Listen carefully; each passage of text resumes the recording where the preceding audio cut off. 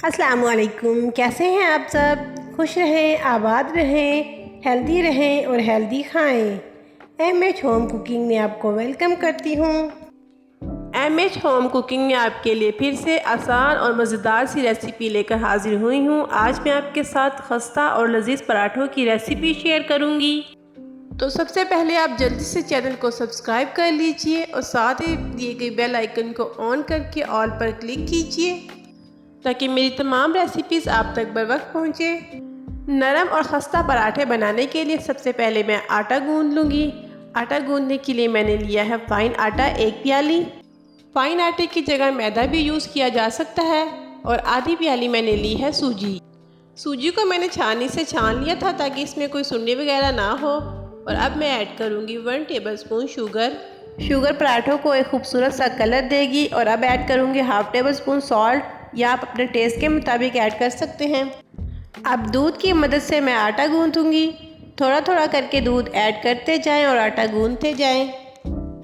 पराठों को नरम और खस्ता बनाने के लिए मैं ऐड करूंगी 2 चुटकी बेकिंग पाउडर। ये बेकिंग पाउडर है, बेकिंग सोडा नहीं है।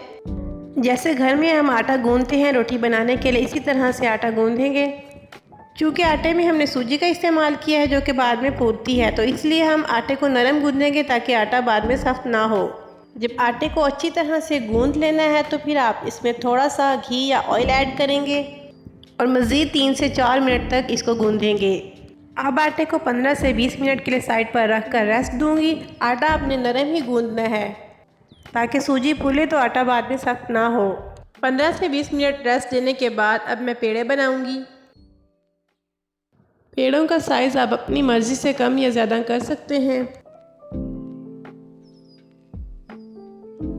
तो पेड़े मैंने बना लिए हैं। जितना आटा मैंने गूंदा था उसमें मेरे 4 बेहतरीन से पराठे तैयार होंगे। पेड़े बनाने के बाद इनके ऊपर हाथ से थोड़ा थोड़ा घी लगा दूंगी ताकि इनके ऊपर पापड़ी ना जमे।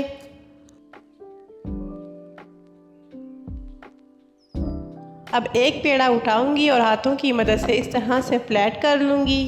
पराठे को बनाते वक्त हम खुश्क आटे या मैदे का बिल्कुल भी इस्तेमाल नहीं करेंगे। सूजी की वजह से ये पराठे इतने नरम हो जाएंगे कि आपको बेलन का भी इस्तेमाल नहीं करना पड़ेगा। लेकिन अगर आप बेलन इस्तेमाल करना चाहें तो बेलन को पहले अच्छी तरह से ग्रीस कर लें। एक पतली सी रोटी बेलने के बाद रोटी के ऊपर हाथ से या ब्रश से पूरी रोटी के ऊपर घी या ऑयल फैला दें और उसके ऊपर थोड़ा सा खुश्क आटा स्प्रिंकल कर दें। अब छुरी की मदद से इस तरह से कट लगा लें। साइड से आपने कट नहीं लगाने हैं, साइड से ऐसे ही छोड़ देना है। अब आप रोटी की फोल्डिंग को गौर से देखें। एक साइड से रोटी को उठाएंगे और एक दूसरे के ऊपर फोल्ड करते जाएंगे।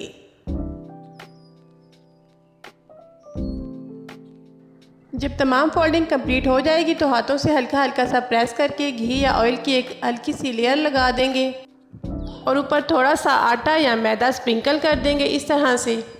अब इसको भी राउंड शेप में फोल्ड करेंगे। फोल्डिंग अपने टाइट रखनी है, लूज़ बिल्कुल भी नहीं छोड़नी।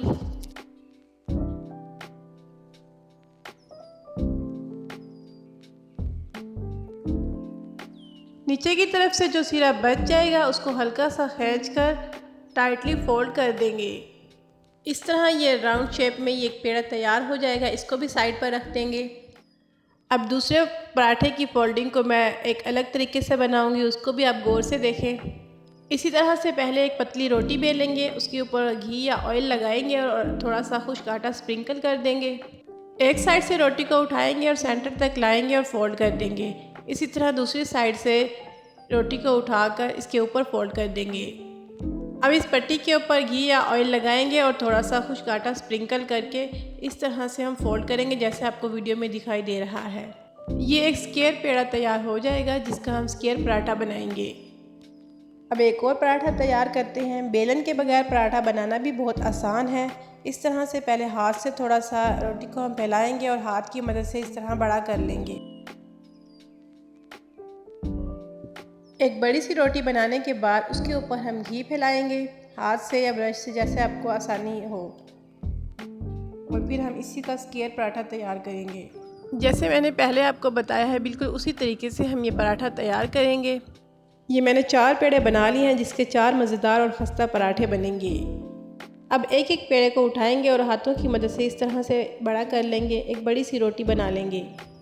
अब इस पराठे को उठाकर हम पहले से गर्म किए हुए तवे के ऊपर डाल देंगे। जैसे ही पराठा हल्का सा नीचे से पक जाएगा तो हम इसकी साइड को चेंज कर लेंगे और दूसरी साइड से अच्छी तरह से पकाएंगे। अब इसके ऊपर घी डालेंगे और साइड को अगेन चेंज कर देंगे। इस तरह से घी में हम पराठे को तल लेंगे।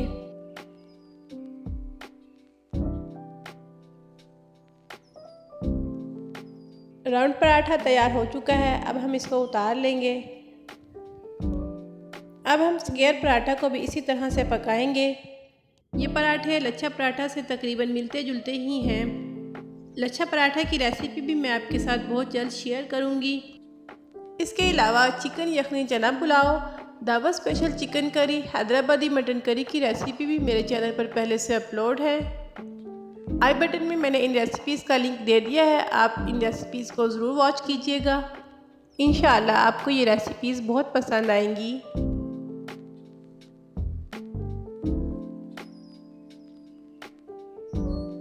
लीजिए, मज़ेदार मुंह में घुल जाने वाले खस्ता पराठे तैयार हैं। रेसिपी पसंद आए तो वीडियो को लाइक और शेयर ज़रूर कीजिएगा और एक बार इस रेसिपी को ज़रूर ट्राई कीजिएगा और कमेंट करके अपना फीडबैक ज़रूर दीजिएगा। अपना बहुत ज़्यादा ख्याल रखिएगा और मुझे दुआओं में याद रखिएगा। अल्लाह हाफिज़।